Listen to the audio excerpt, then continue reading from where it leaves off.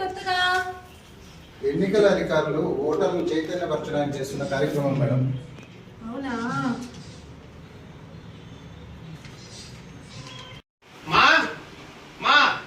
నా voter card ఏమన్నా చూసావమ్మా? నాకేం తెలుసురా, మీ అక్కని అడుగు. అక్క అక్క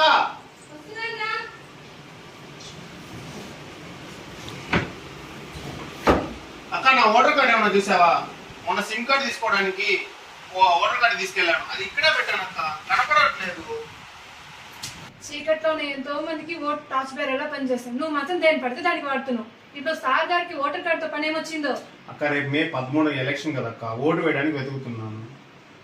అవసరం లేదురా, భారత ఎన్నికల కమిషన్ ఓటర్ కార్డే కాకుండా 13 రకాల ఐడి కార్డులు ఉపయోగించుకొని ఓటు వేయడానికి పర్మిషన్ ఇచ్చారు. 13 రకాల అక్క? అవును, Aadhaar card, passport, driving licence ఇలాంటి 13 రకాల ఐడి కార్డులు ఉపయోగించుకొని మీ వజ్రాయుధమైన ఓటుని వినియోగించుకోవచ్చు. ఎలక్షన్ మే 13న ఓటు వేద్దాం, వేద్దాం, ఓటింగ్ శాతాన్ని పెంచుదాం.